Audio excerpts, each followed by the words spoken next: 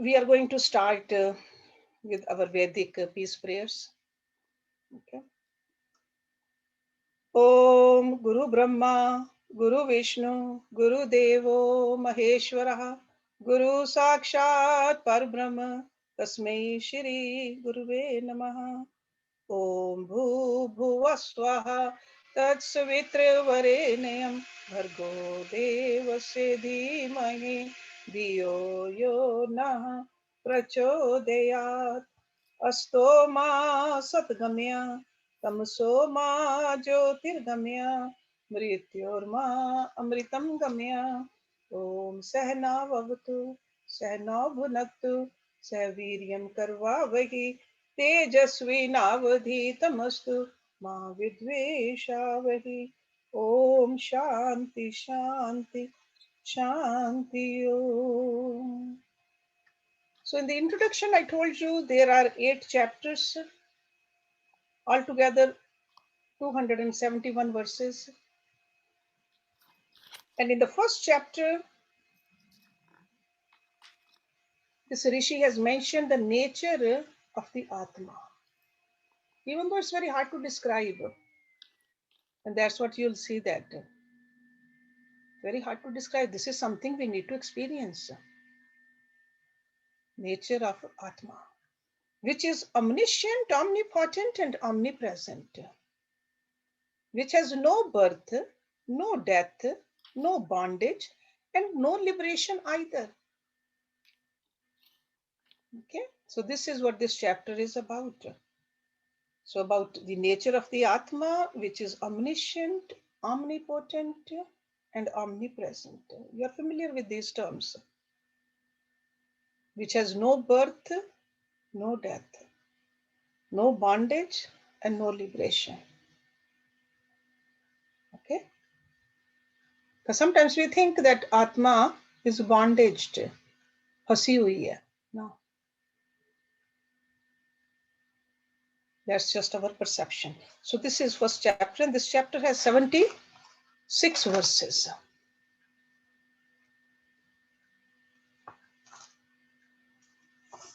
Throughout this chapter, I will give you some hints, some clues about this Atma. And I want you to pay a little attention, because if I tell you to just meditate, sometimes this mind cannot, it doesn't want to get still. But if you really understand these concepts, then it's easier to meditate. So that's why I will go through some of the hints, some of the clues about Atma during this first chapter.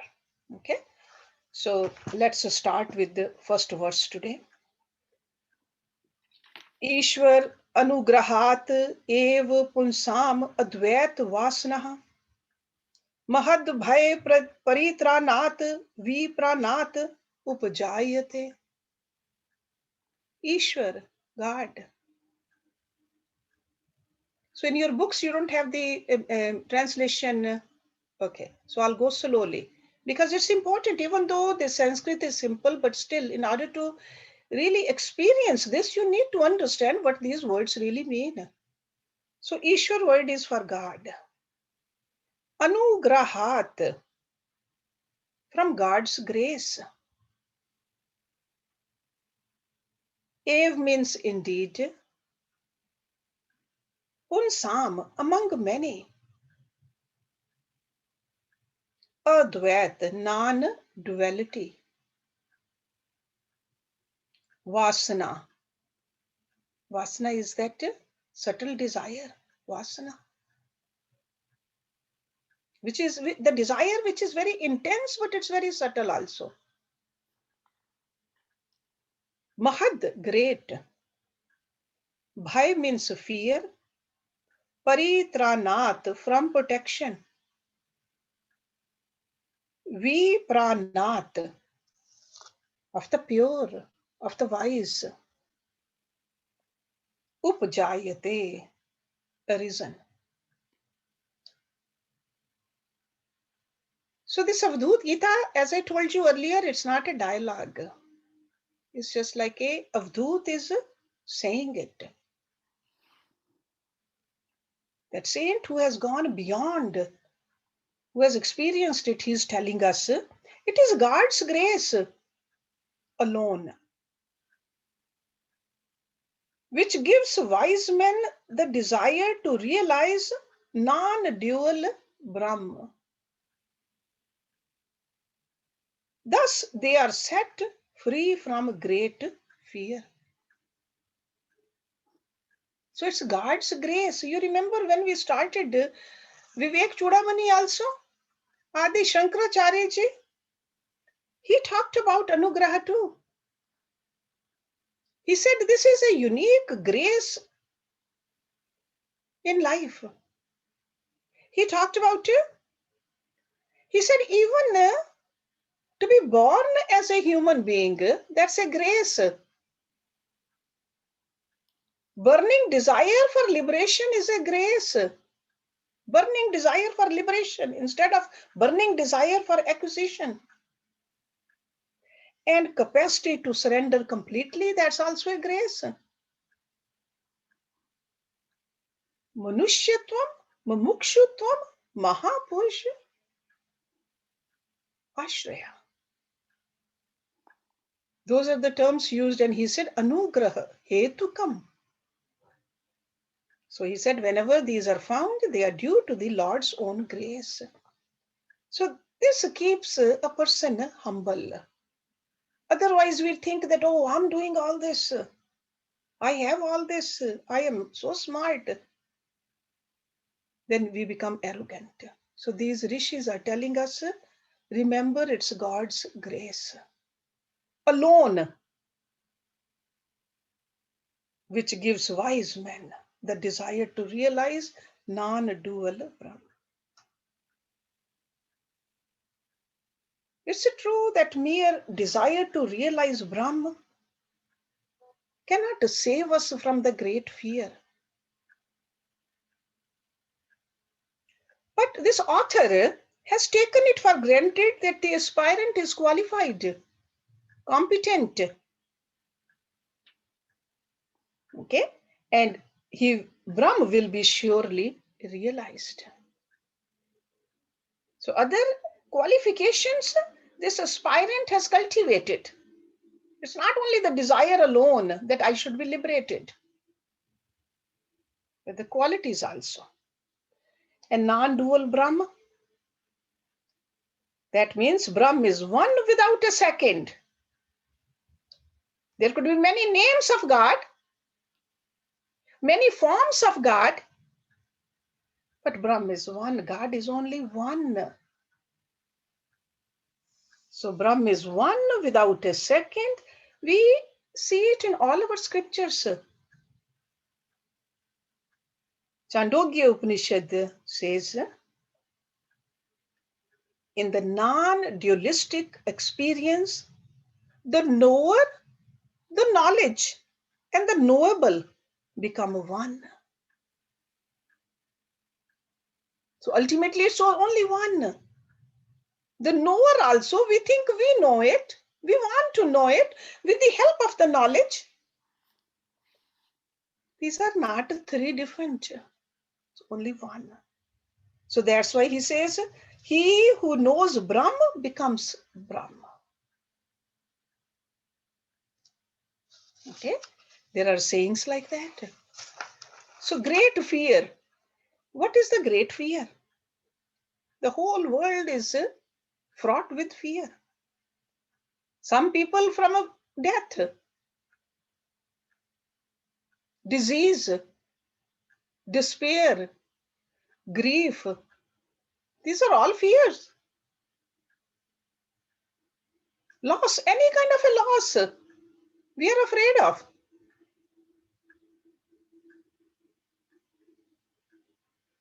Wherever there are two, there is a fear.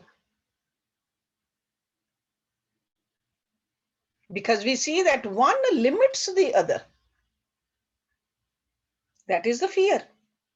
Only in non-duality is there no fear. So when aspirant a sadhak attains Brahm, he becomes fearless. What is there to be afraid of? Okay, let me read this again. We're going to go a little slowly on these verses. I want you to truly understand it, what he's trying to tell us. He says, it is God's grace alone.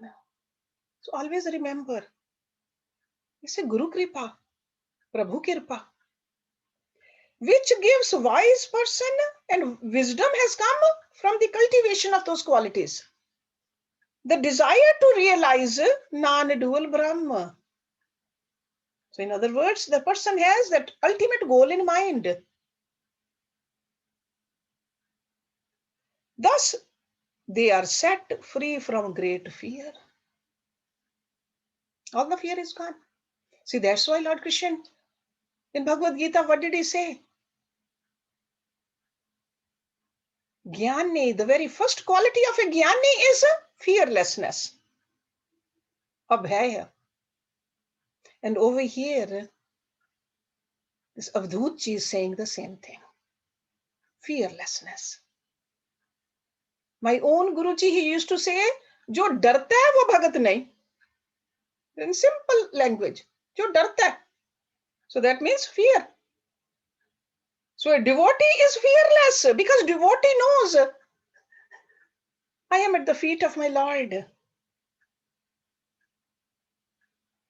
So we got to look at ourselves. If we are afraid, what are we afraid of? Write it down, journal it.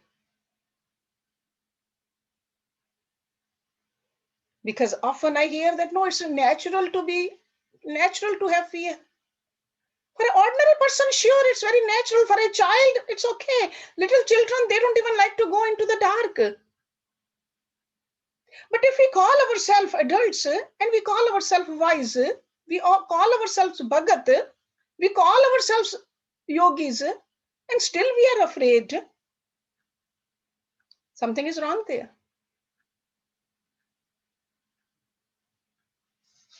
Okay, so remembering God, remembering goal, and moving towards that goal. Let's look at verse number 2.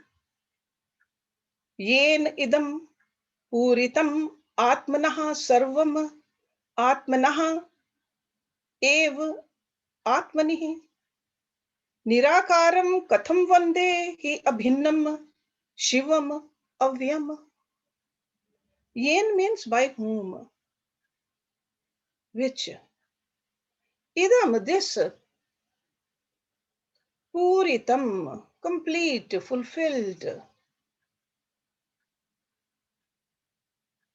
Puritam, you know that the verse we talk about, Om Purnam Ada Purnam Idam. That Puran is complete. Puritam, completely fulfilled. Sarvam, all. Atmana, self. Ev means indeed. Atmana, by itself. Atmani, in itself. Okay, in itself. Nirakaram, formless. Katham, how? Vande, I praise. He means surely. Abhinnam, without difference, indivisible. Abhinnam. See, bhin means many, like a different. Abhin, without difference. Shivam, blissful. I told you that Shivam word is used quite a bit in the scripture. Whenever he says Shiv, that means blissful, absolute. Avyam, imperishable. Indeed, everything in this universe is filled with the Atma. And since the Atma is covered by itself, how can I worship that formless, indivisible, immutable, supreme, absolute? So what he is saying is that worship is possible when there are two. Worshipper and the worshipped. When the unitive knowledge of I am Brahma is realized, then who will worship whom? Okay, that's why the Bhakti Sutras, they say, no, I like this duality because I want to touch the feet of my Guru. I want to do the puja and archana. There got to be two in order to have this devotion, this love.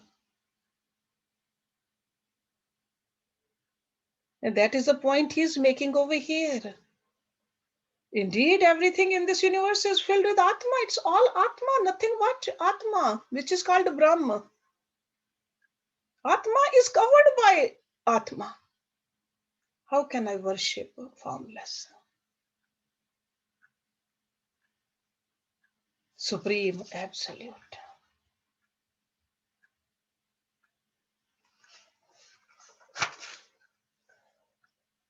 Panchbhut Atmakam Vishwam Marichijal Sanibham Kasyehi Api Aho Namaskuryam Aham Ekaha Niranjanaha.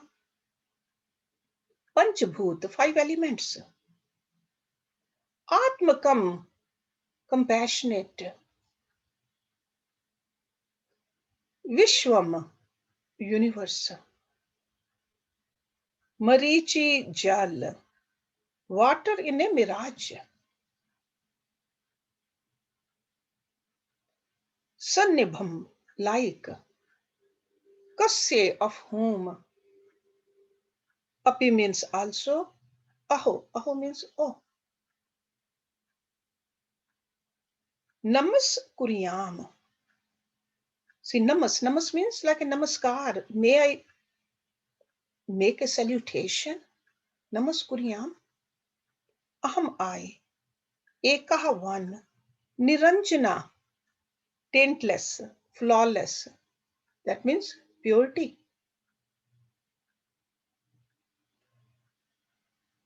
So five elements, what are the five elements?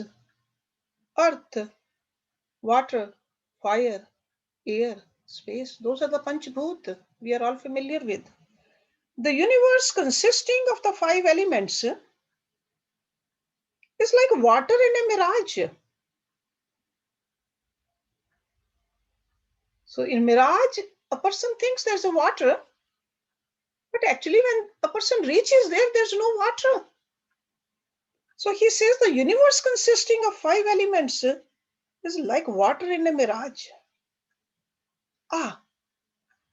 Being that one, stainless Atma, pure Atma, to whom shall I bow down?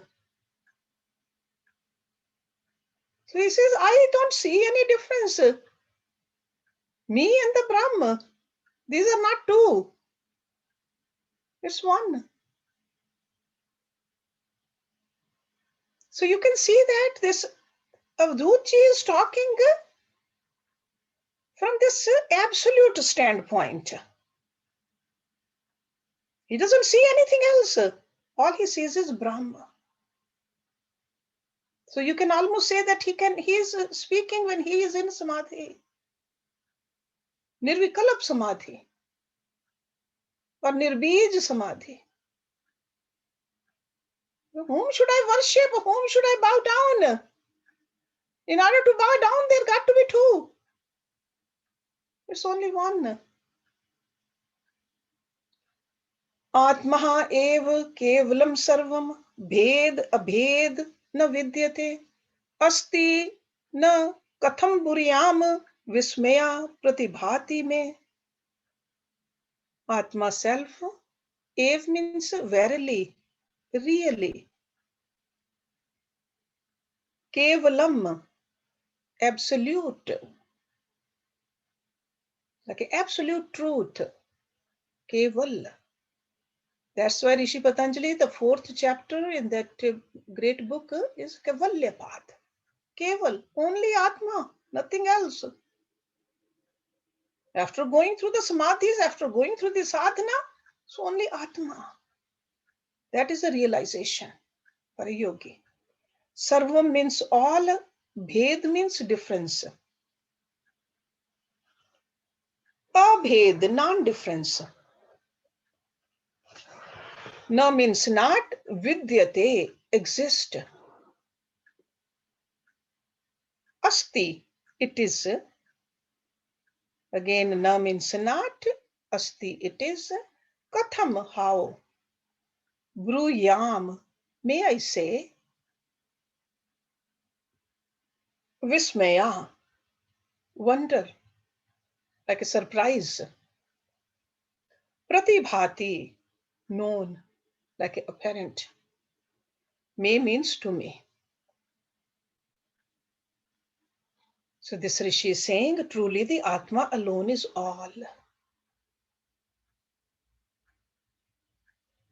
And in it, there is neither division nor non-division. See, just like in Bhagavad Gita, Lord Krishna talks about there is neither Sat nor Asat. It's just one. How can you say there is a Bhed or a Bhed? It appears to me perplexing to say the Atma exists or the Atma does not exist.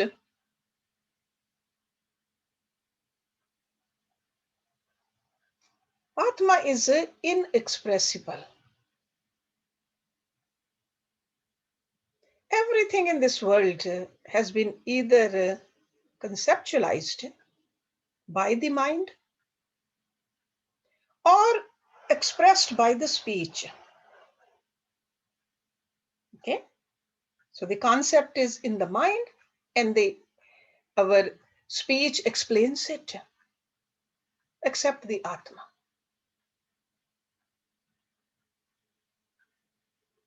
Words fall short when they try to explain Atma. Words are limited. Mind is limited. Intellect is limited. Because they all are part of the finite nature, Prakriti. Finite can never explain the infinite. So that's why he's saying that neither division nor non-division. So no conception of division or non-division is possible with regard to the Atma. No second object exists apart from it. It's only Atma, that's it. There's nothing else. And this, what he's experiencing. For example, if a person has lived in a solar region from the beginning of his life, he would have no conception of darkness or light. See, we have a conception of the darkness and light because we have seen it. We have perceived it.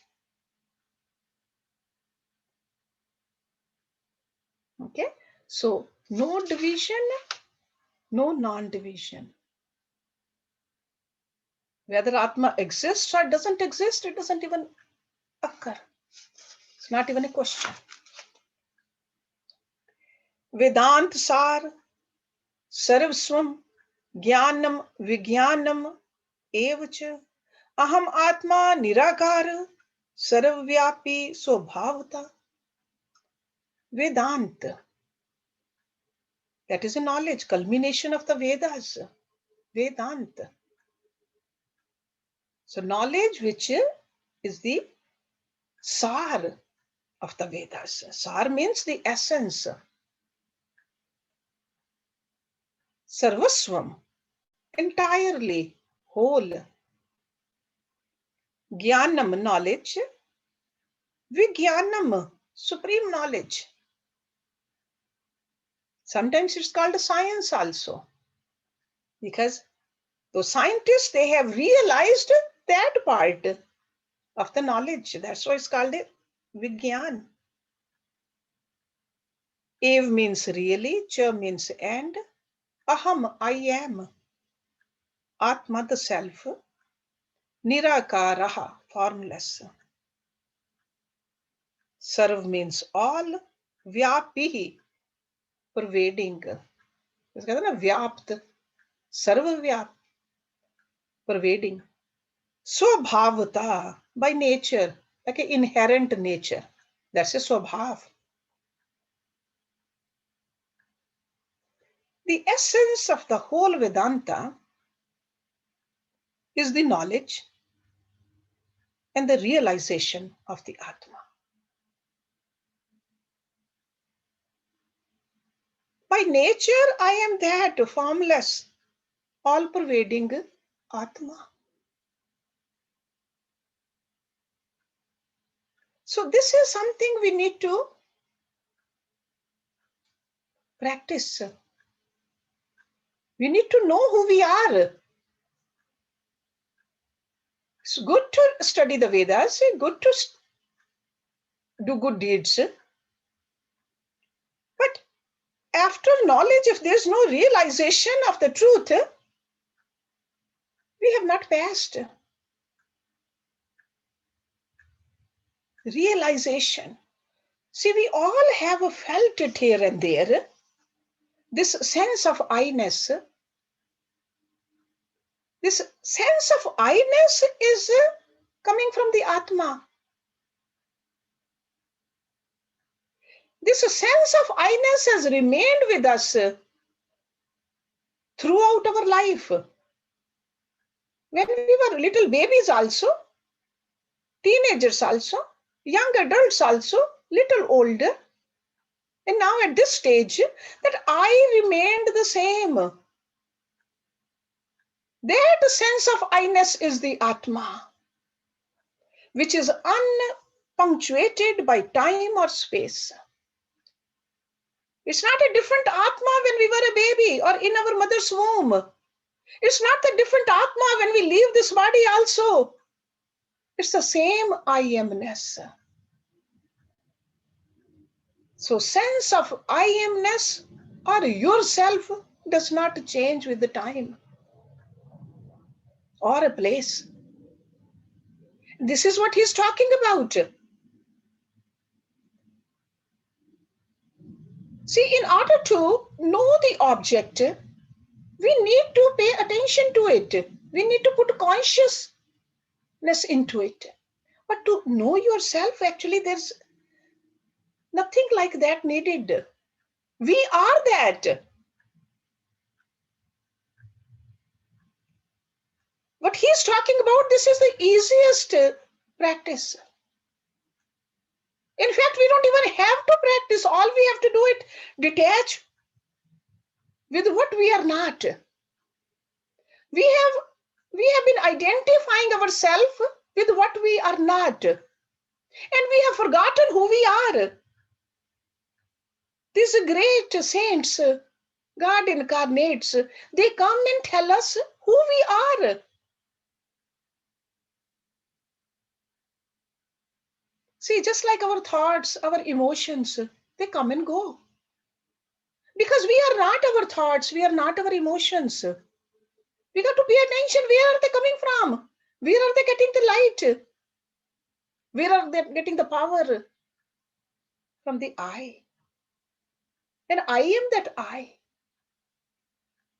That is I-ness. There is no age for this I. There's no age. Because it was never born, it will never die. It's eternal. That's why if somebody asks you, how old are you? You have to think about it, how old you are. Because the age is given to the body. Even if we are 60, 70, 80 years old, we have to think about it, how old we are. Because this I is beyond the age, beyond those numbers. Another way you can understand it, you feel that you are in the body. I'm sure you all feel that there is a presence inside the body. That is the I. You are conscious of the body. Body is not conscious of you.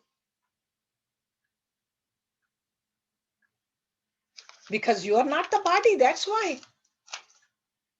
Hand and feet are not conscious of you. You are conscious of your hand and feet.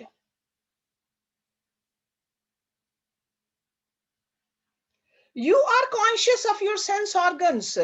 They are not conscious of you. And the rishis, they call this a drishya vivek.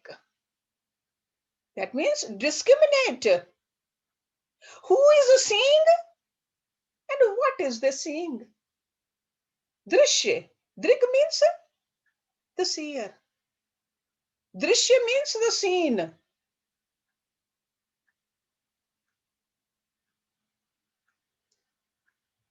These days, people take their selfies. After taking the selfie, who is admiring that picture? Mind is admiring the picture.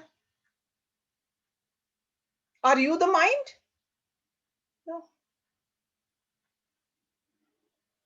So when we do little practices like this within you, then try to see that, yeah, I am way beyond all this. I am eternal. Your mind is seeing you. We need to know that mind which is admiring you. Okay, so the essence of the whole Vedanta is the knowledge of the realization of the Atma. So that's why in this first chapter, all you're going to see that these kind of statements, which we need to dig deeper into. This is all about ourselves. This is not just only about Dattatreya. By nature, I am that formless, all-pervading Atma. By nature. We think that no, my nature is tamasic, sattvic, rajasic. That is only a nature of the body or the mind or the intellect or the ego. That is not a nature of us.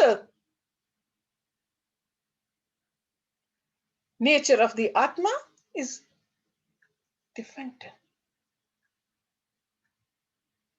And we are that. By nature, I am that formless, all-pervading. Yo ve sarvam atmakaha dev nishkalaha gagan upamaha swabhav nirmalaha shuddha sa ev aham na sanshaya. Ya means the one who. Ya means who. Ve means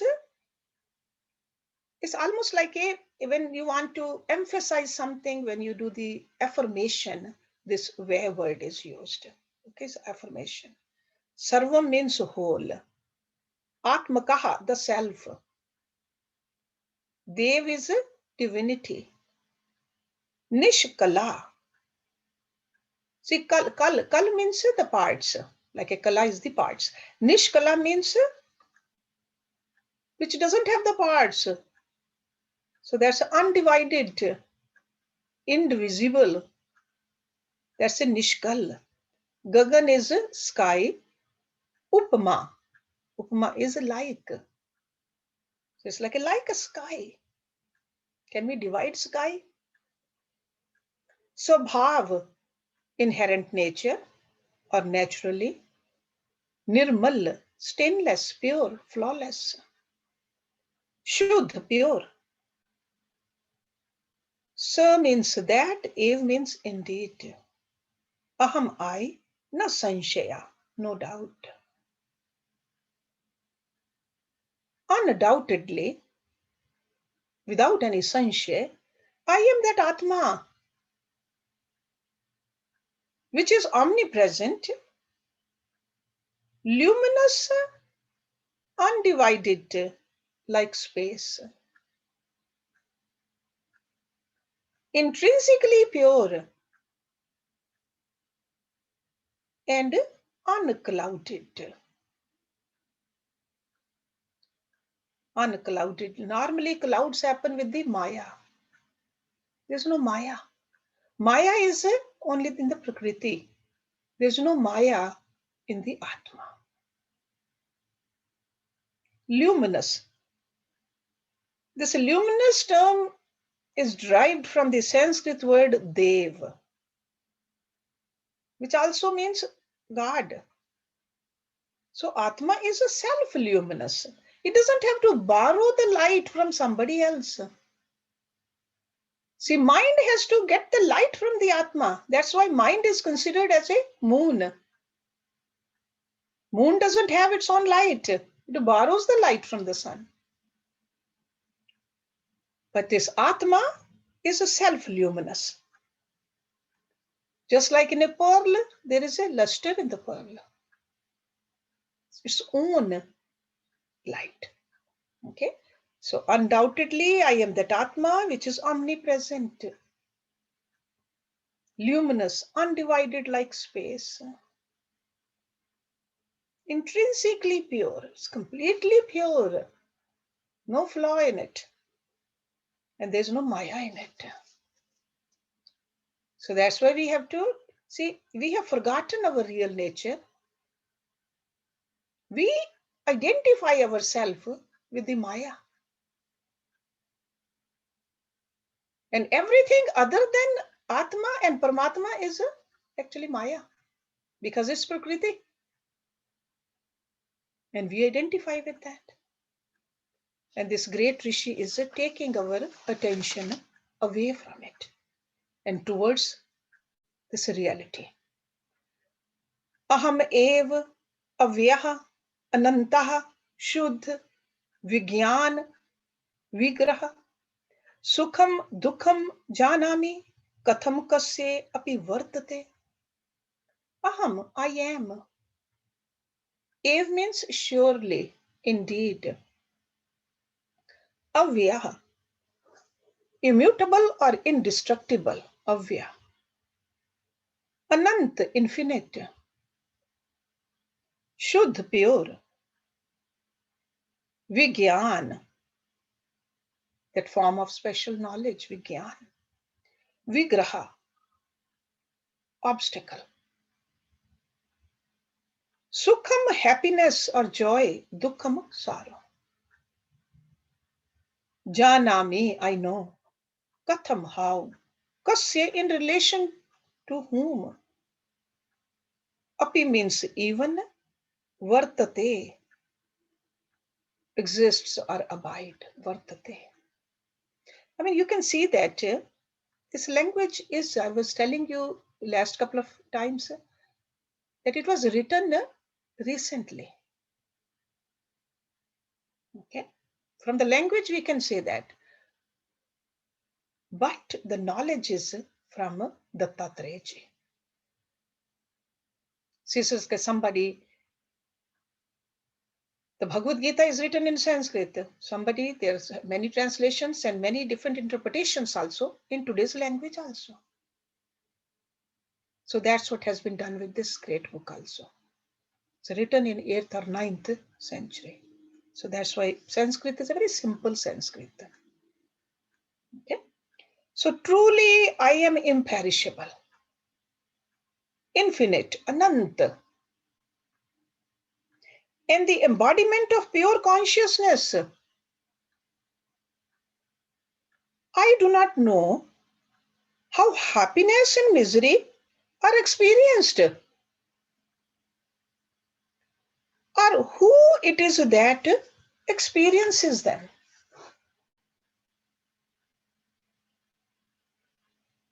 Okay, see, because we can say that how come he doesn't know who experiences it? Because at this stage, He's only the Atma, and Atma doesn't experience it. Who really experiences happiness and unhappiness? Our mind does. And for this great yogi, there's no mind. It's only the Atma, nothing else. There's no Maya, there's no Prakriti, there's no division.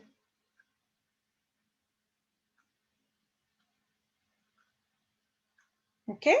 It's hard to conceptualize this because this is beyond conceptualization.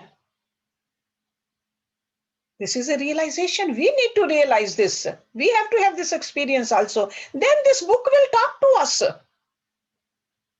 That's why I said this great book, it's a very small book, but this book is not just to read alone.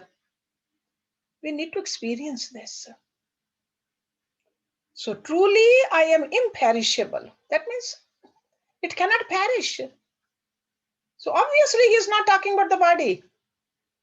Infinite, because it's part of God. God is infinite. I am infinite. And the embodiment of pure consciousness. I do not know how happiness and misery are experienced, or who it is that experiences them. Beautiful verses. Let's do one more and then we'll stop. न मानसम करम शुभ अशुभम में नह कायकम करम शुभम अशुभम में न वाचिकम कर्म शुभ अशुभम में ज्ञान अमृतम शुद्धम अति इंद्रिय अहम. न means not mansam, mental. Karam, action. Shubh is auspicious, good. Ashubham, bad. Me means of me. Na is not kayakam. That is from kaya, like a bodily actions. Karam, action. Shubh, good. Ashubh, bad. Me, to me. Na means not. Vachikam, verbal, speech. Again, karam is action. Shubh, good. Ashubham, bad.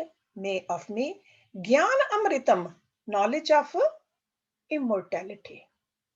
Gyan amrit. Shuddham, pure. Ati indriya, beyond the range of the senses. Ati indriya. Okay. See, most of these words are very simple, but Gyan Amrit, if you did not get it, knowledge of immortality, and Ati Indriya, beyond the range of the senses. Aham means I am. He says, for me, there is no mental action. Good or bad.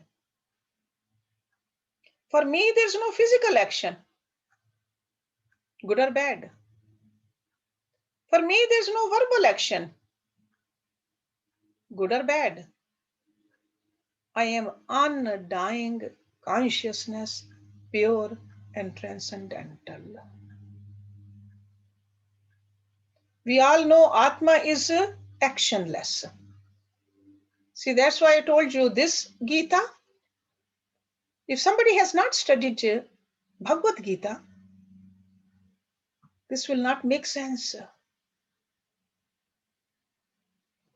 In Bhagavad Gita, Lord Krishna gives us these fundamentals very clearly, again and again. And he told us Atma is actionless.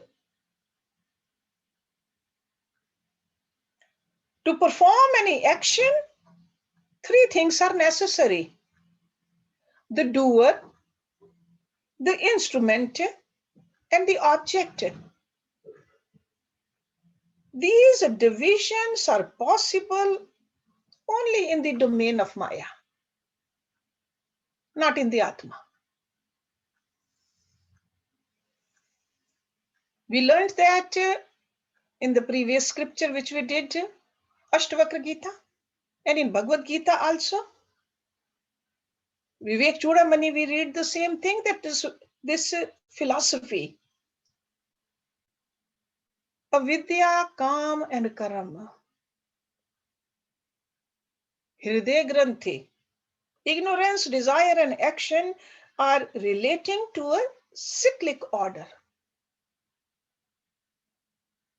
Ignorance, calm, and then karam. And they are all part of the Maya. If there's no ignorance, so this Avadhuta is saying, for me, nothing else exists. That means there's no ignorance. There's no avidya at all. So if there's no avidya, where will the karam come? Or where will the calm come? Without calm, there cannot be karam. And without avidya, there cannot be calm. Kamanai, desires. Because when do we have desires? When we feel incomplete. We think by having those desires or having those things, objects, we will be complete. So incomplete person has a lot of desires. And lot of desires means a lot of ignorance. And lot of ignorance means a lot of actions. So if there's no ignorance, there's no desire, and without desire, no action is possible. That doesn't mean he did not do the work. He was this Dattatreya, greatest teacher. But he did not think that he was doing it. This is what we learned, Karam Sannyas, or the Jivan Mukta, those terms. I am not doing it. Because I am the Atma, by definition, Atma doesn't do anything. This is the point he's trying to make. Let me end the class here. So just I'll repeat this, the direct translation. For me, there's no mental action because I'm not the mind. Good or bad? For me, there's no physical action. Good or bad? I'm not the physical body. For me, there's no verbal action. Good or bad? Because I am not my speech. I am undying consciousness. Pure and transcendental. One verse speaks volumes. So we'll stop it here and we'll go into the meditation. But before meditation, let me just say this mantra, and then we'll just meditate for about 10 minutes. Om Purnamadam Purnamidam Purnat Purnamudachyate Purnasya Purnamadaye Purnameva Visheshyate. Om Shanti Shanti Shanti Om. I would like you to sit straight, even if you are sitting on a chair, but make sure you don't lean back. Your back should be perfectly straight, relaxed. Hands, palms facing up, either on your knees or in your lap. And bring your attention towards that part, which is really you, which is your nature, which is your sabha. Okay, bring your mind, absorb your mind and intellect into that light in this practice. So 10 minutes we are going to meditate.